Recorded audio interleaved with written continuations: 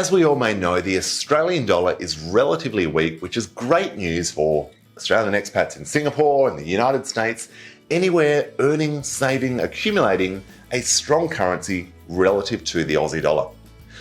Now, forecasts are that the Australian dollar will start to strengthen as other central banks cut their interest rates faster than the Reserve Bank of Australia.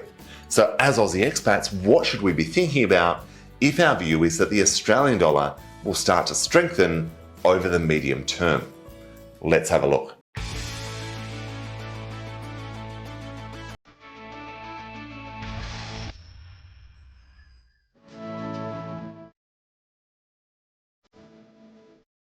Hi there, I'm Jared Brown, Australian expat financial planner based here in Singapore. Thank you for tuning into the video today. Today we are having a look at what options we should be thinking about as Australian expats if our view is that the Australian dollar will start to strengthen against the Singapore dollar or the US dollar, particularly the Singapore dollar as we sit in Singapore today, over the medium term.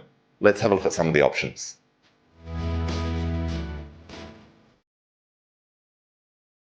Number one is obviously we can send cash back to Australia, back into our offset account against our mortgage to reduce our interest rate, into a high interest savings account in Australia. If you already have one with an Australian bank, it can be challenging to open them as a non-resident, or even into a term deposit.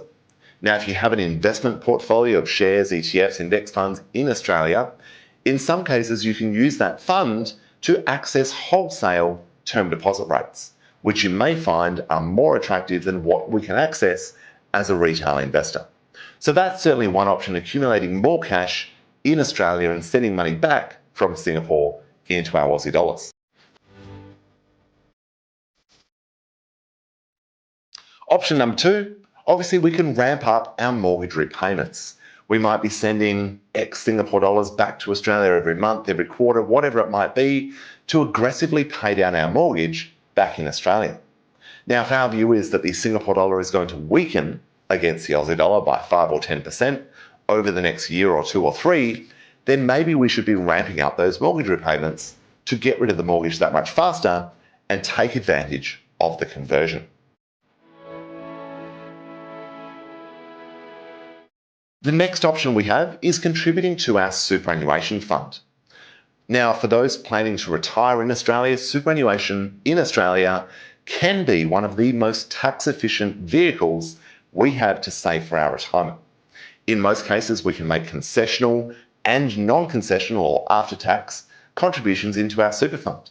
So again, if our view is that the Aussie dollar is relatively weak, potentially contributing to our super, again, could be a worthwhile consideration. Now, of course, the next option is you can go and buy Australian investment properties.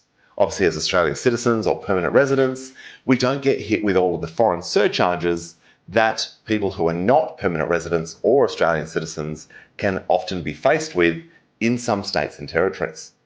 Now, this may mean that our Singapore dollars or US dollars are buying 5, 10, 15, 20% more than they were a year or two ago, and that can be quite powerful when it comes to property. And of course, the next option is Australian shares, ETFs, index funds, either in Australia or even here in Singapore for Australian dollar denominated investments via a Singapore investment platform.